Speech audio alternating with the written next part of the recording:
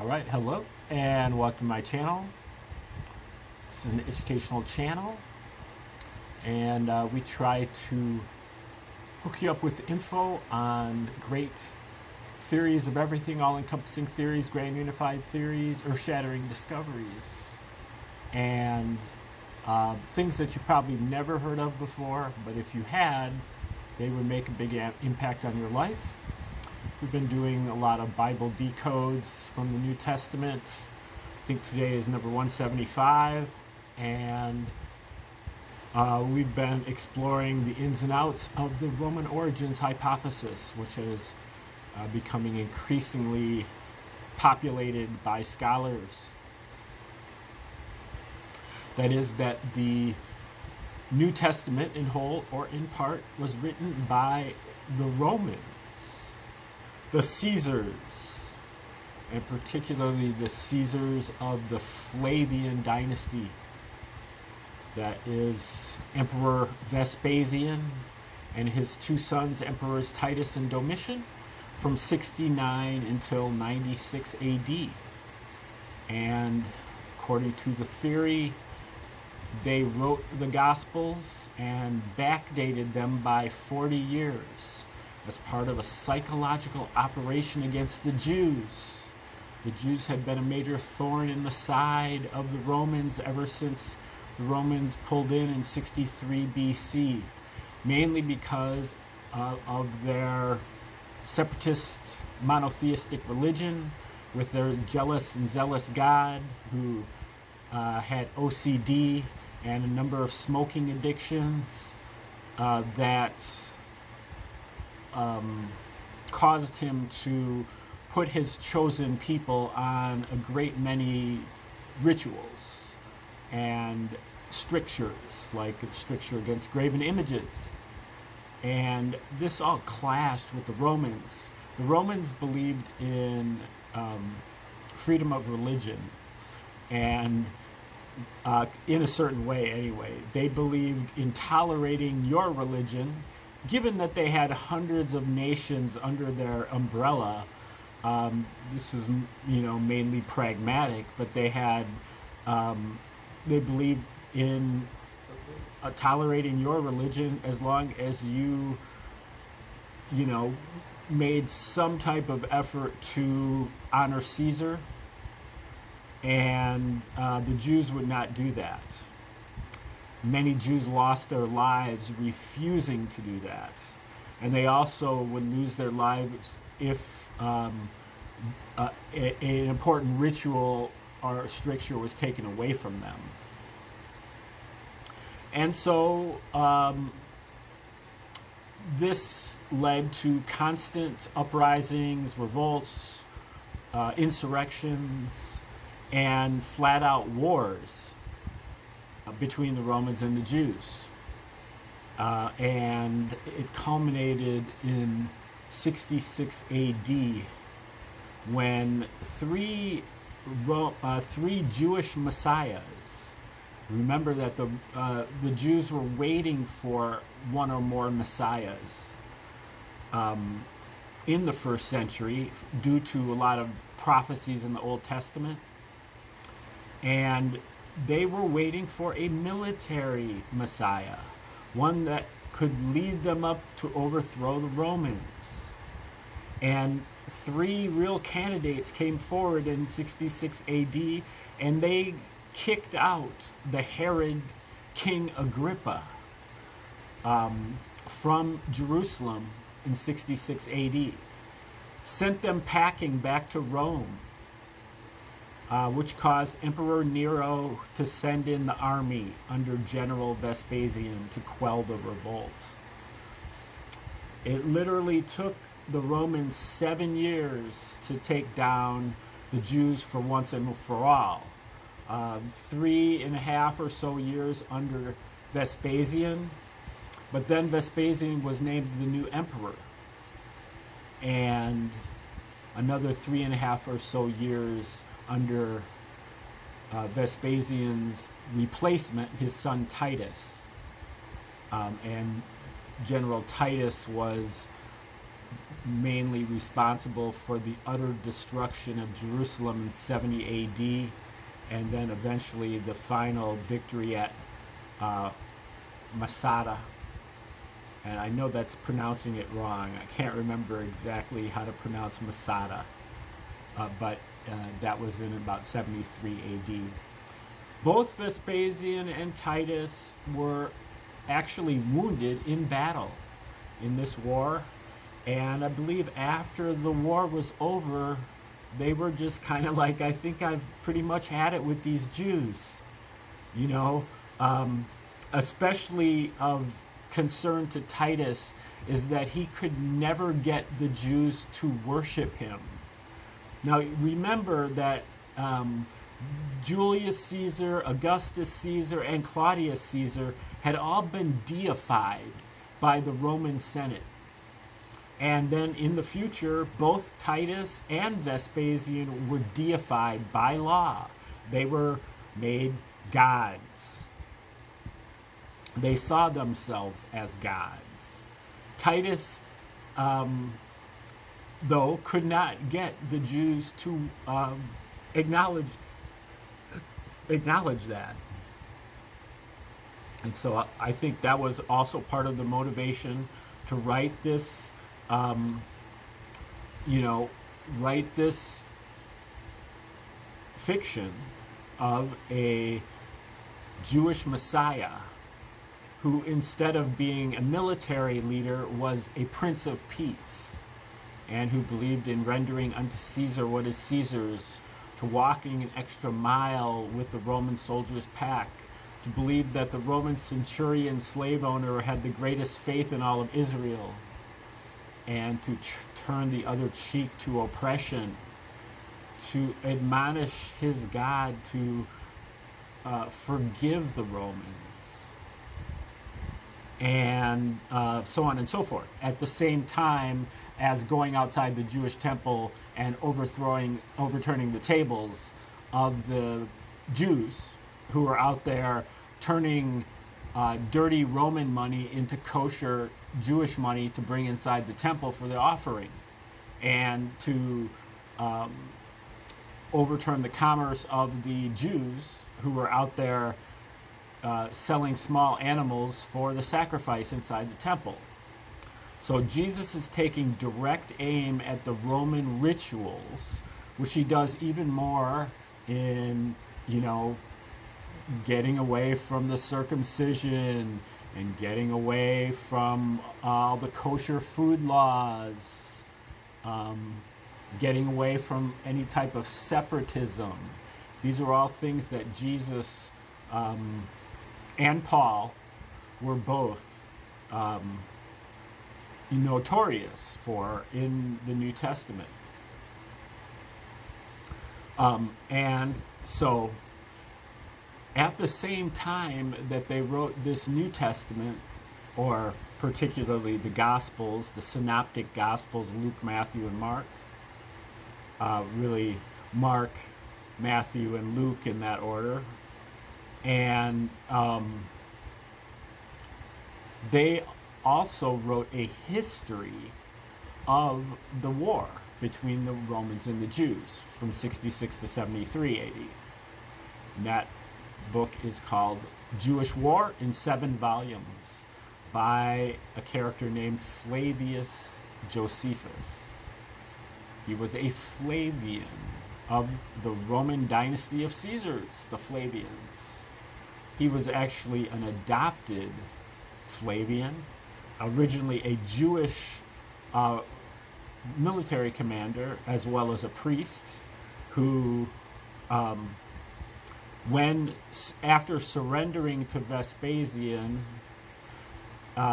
realized that the God now favors the Romans and not the Jews, and he defected to the Romans, and then he predicted Vespasian would one day become emperor, and when he did, Vespasian pardoned him, brought him to Rome to be one of the new court historians, gave him a townhouse at Caesar's palace, and adopted him as a member of his family.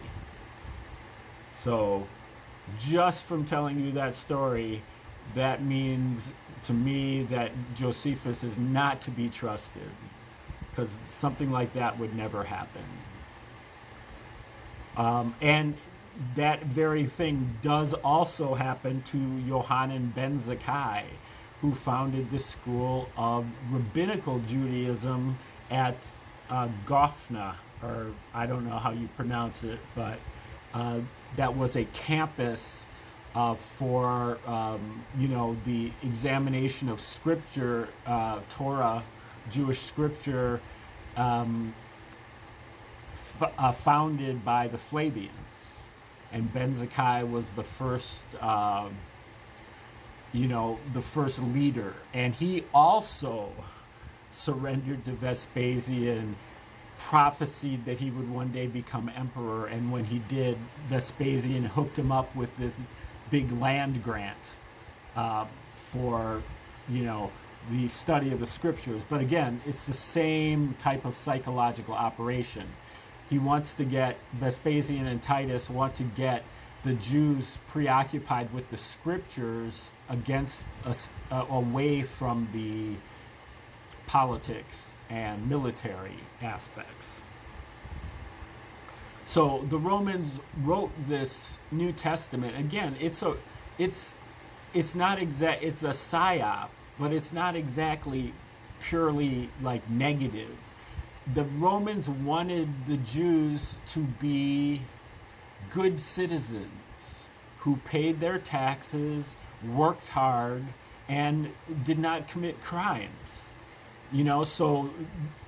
What they wrote into the Gospels isn't just like, straight poison. There's a lot of stuff in there that is useful for living your life. There's a ton of Roman stoicism and cynicism, and Greek philosophy, Platonic philosophy, some pagan philosophy, ancient Egyptian philosophy, and I'm sure some Jewish philosophy. So it's not like it's a limited hangout. It will take you a certain distance. And I think that's to a great extent why Christians are so trustworthy and, hardworking, honest, and generally good citizens. Now, I think some of these same Christians are fairly, anti-authority as well, when the authority is not deserved. But it's hard to find that in the Gospels. You can find it with Jesus when he's going against the Jews, but not against the Romans. He doesn't do anything against the Romans. Okay, now, so they wrote this War of the Jews by Josephus, as well as the Gospels, and you can tell that they're written by the same entities because there are so many parallels between the two. In particular, one set of parallels discovered by Joseph Atwill has the 3-year ministry of Jesus in Judea as a mirror of the 3-year military campaign of Titus in Judea. Every place that Titus goes, Jesus also goes, in the same order. And they, where they go, they encounter an event or a circumstance, and Jesus also encounters the parallel or analogous event or circumstance. And then the event or circumstance is exactly 40 years from the event or circumstance in Titus and in the War of the Jews. So this is like not just a couple of events, but over 40 separate events that are in the same order in both books. Also, many of the prophecies that Jesus makes in the New Testament are literally fulfilled in the War of the Jews. Many of them are fulfilled literally by Titus, making Titus the second coming of Jesus. And this is the way that Titus was going to trick the Jews into worshiping him. The Jews were the Romans were attempting to destroy, not to destroy Judaism, but to prune it, to tame it, to domesticate it by putting themselves at the end of the line. So the Jewish tradition goes on and on and on and on, and eventually it goes to Titus. And Christianity, kind of the same thing. So Titus kind of makes himself the culmination of both religions.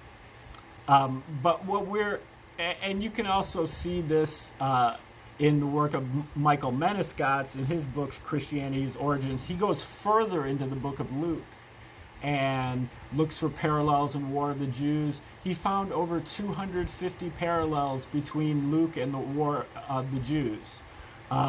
Over 10 per chapter in Luke. And many of them are rock solid parallels with many separate motifs. A few of them are just kind of offhanded and could easily be coincidental if there weren't so many of them. But what makes it even more obvious that this was a psychological operation is that Menescot's graphed the parallels on a chart using the book of Luke on the vertical axis and War of the Jews on the horizontal axis. After plotting out 250 plus points, he mapped out 5 near-perfect letters in Latin, the language of the Roman Caesars. APTVS. The TV and S would be Titus and Vespasian. So literally, the Romans not only wrote the book of Luke, but they autographed it, or signed their name to it. And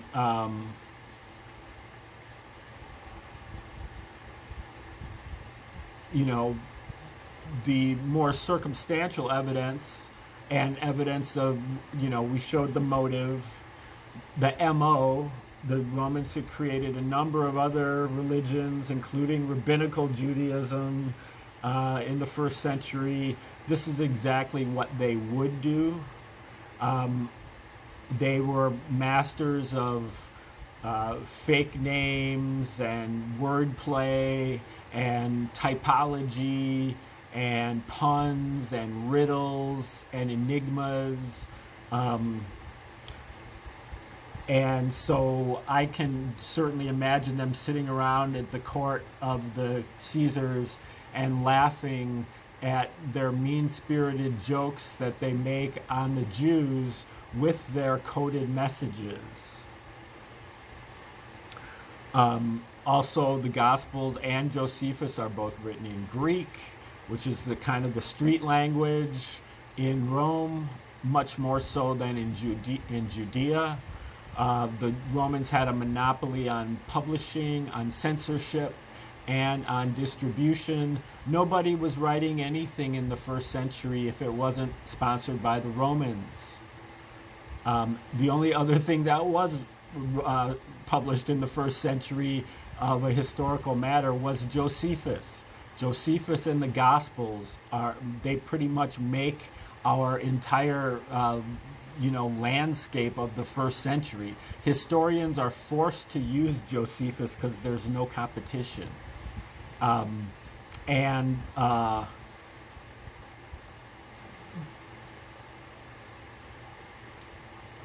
Between the two of them, you have to recognize that it's total. The Romans wrote everything. They wrote, in addition to all of these things, they wrote the Apocrypha, they wrote the Church Fathers. They did everything to fill in all of the blanks in Christianity to try to create this narrative. But what we're really looking at today is, this is, I believe, our 7th episode of getting into a modern work of Christian apologetics written by Lee Strobel, who is a court reporter and, became a Christian and traveled around the country interviewing Christian experts to make the case for Christ. As a legal reporter, he's trying to lay down the case. And this is really the book that you're going to get if you have a Christian friend and they're trying to convert you. They will get you the case for Christ and hope that will convert you. But unfortunately, nobody of the dozen or so experts that he speaks with is familiar with the Roman origins hypothesis. They don't have a concept that the Romans wrote the New Testament. And as a result, they think they're making the case for Christ, but they're actually making the case for Caesar, even stronger than they're making the case for Christ. So we're going to go over a little bit of this book, just some highlights and some of the arguments that are made. So he says, take away miracles. This is from Paul, really. Take away miracles and you take away the resurrection. And then you've got nothing to proclaim. Paul said that if Jesus wasn't raised from the dead, our faith is futile. It's useless. It's empty. Okay, so just think of that as a Christian. Your whole thing is balanced on the resurrection, the bodily resurrection, which is so far against any type of natural process. It has to be done by God, or the whole thing could just be a fiction written by the Romans, just like a lot of other fiction that contains a lot of supernatural stuff. Okay, he says, Christianity makes some claims about Jesus that are just plain hard to believe. And he says, will you acknowledge that Christianity makes some claims about Jesus that are just plain hard to believe? Yes, of course I do, he replied. That's why I'm glad we have such incredibly strong evidence to show us they're true. For me, he added, it comes down to this. There's no competition.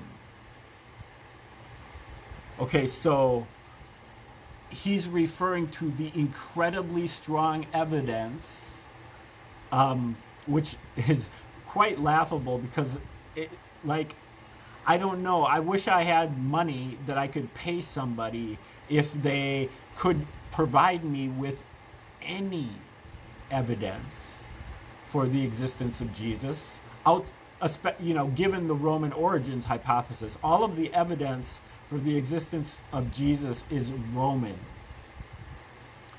It's from the Roman royals. So he says, I'm glad we have such incredibly strong evidence to show us they're true. For me, he added, it comes down to this. There's no competition. Well, I'm here to tell him that there is competition. And the competition is the Romans. He's basically saying that God did it because who else could have done it? And I'm saying that the Romans did it because they could have done it. They had the means, they had the motive, they had the MO, and they had the opportunity to do so. And there's extremely good evidence that they actually did do so when you look at all the parallels involved in the fact that they signed their name to the book of Luke. The evidence for Jesus being who the disciples said he was, for having done the miracles that he did, for rising from the dead, for making claims that he did, is just light years beyond my reasons for thinking that the left-wing scholarship of the Jesus Seminar is correct. If the Jesus of faith is not also the Jesus of history, he's powerless. and he's meaningless. Oops. Unless he's rooted in reality, unless he established his divinity by rising from the dead, he's just a feel-good symbol who is as irrelevant as Santa Claus. My sentiments exactly. Except that I know that he's not rooted in reality, and so he is as irrelevant as Santa Claus. And there's exactly the same amount of evidence for Santa Claus as there is for the existence of Jesus when you take the Roman origins hypothesis into account. It destroys all of the Christian evidence because it's all relying on a lack of evidence of competition for it.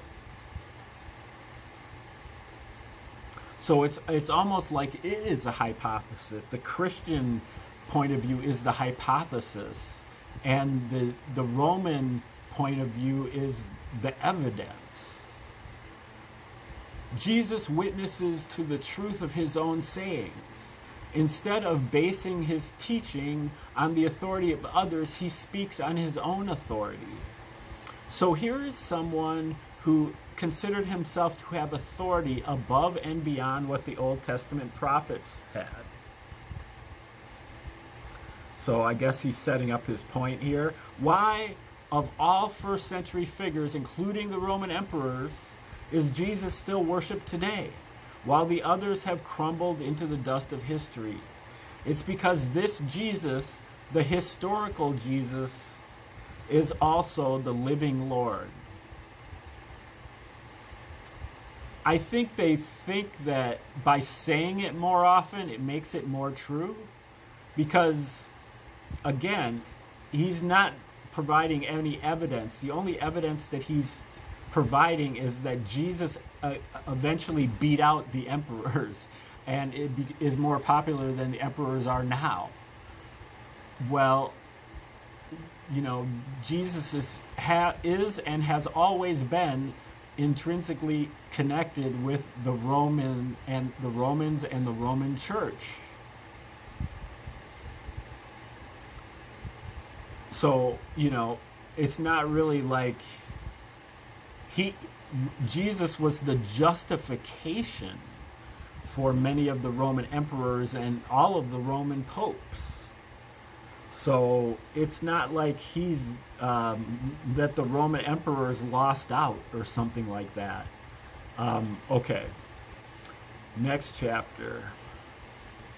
He says, when Jesus, no, I don't remember the name of this guy, but Collins. When Jesus multiplied the bread and fish, there were 5,000 witnesses. How could he have hypnotized them all? I think most people recognize that hypnosis is just as easily done to masses as it is to individuals. But then he also says hypnosis wouldn't explain the empty tomb. Joseph Atwill really shows that if you read all four of the gospel accounts of the empty tomb together in the right order, you will see that the events at the empty tomb are very much like a Three's Company episode. If you remember that 1980s television show, that every single episode was based on a misunderstanding, and in particular misunderstanding of identities. And so these people are so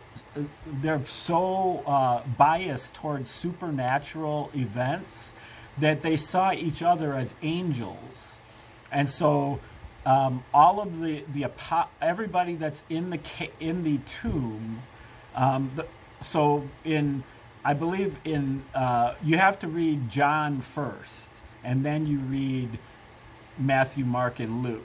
And if you read it in that order, you recognize that the first time somebody looks into the tomb, there's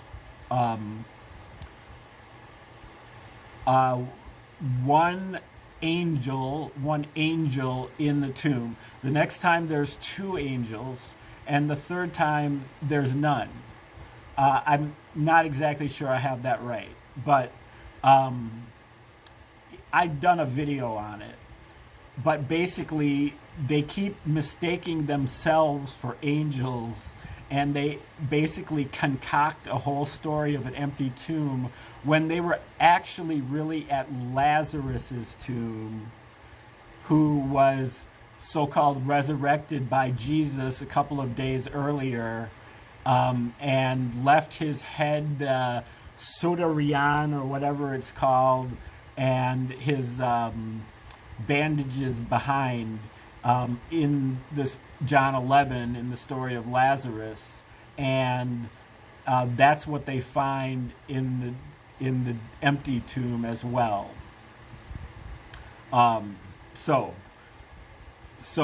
basically, hypnosis does kind of explain the empty tomb. Okay, back to chapter 9. The Old Testament provides numerous details about God that sketch out in great specificity what he's like. For instance, God is described as omnipresent, or existing everywhere in the universe, as omniscient, or knowing everything that can be known throughout eternity, as omnipotent, or all-powerful, as eternal, or being both beyond time and the source of all time, and as immutable or unchanging in his attributes. He's loving, he's holy, he's righteous, he's wise, he's just. And so he's using this as a straw man to, go after the people who are going after Jesus, because Jesus admits in locations that he is not omniscient, omnipotent, and omnipresent. He wasn't simultaneously standing on Main Street of Jericho and Capernaum. He readily admits in Mark 13:32 that he doesn't know everything about the future. Gospels plainly tell us that he was unable to do many miracles in his hometown. The Bible says that there are different degrees of punishment. Oh, so that is the end of that kind of argument. But he's basically, what does he say? Jesus' independent use of his attributes was reasonable in explaining why he generally didn't exhibit the omnis in his earthly existence, even though the New Testament clearly states that all these qualities are ultimately true of him. What is God to do? If he says it doesn't matter to him, God is no longer a God to be admired. He's either amoral or positively creepy.